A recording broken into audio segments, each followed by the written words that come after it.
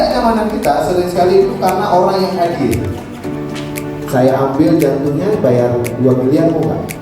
Oh enggak, berarti Anda sangat berharga. Oke, setuju. Makanya kalau ngopi, apalagi sambil gibah, itu nggak akan keluar.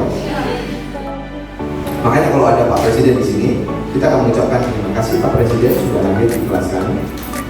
Oke, kalau ada tukang parkir datang lihat kelas kita juga akan melakukan hal yang sama. Terima kasih Pak tukang parkir sudah jagain motor kami juga melakukan kelas ini, gitu ya. Jangan beda ya teman-teman ya.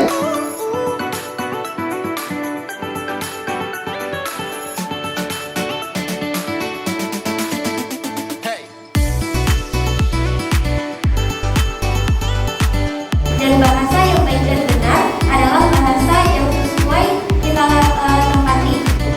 Kombinasi kita terbagi menjadi 2 verbal, yaitu menulis dan lisan dan mak.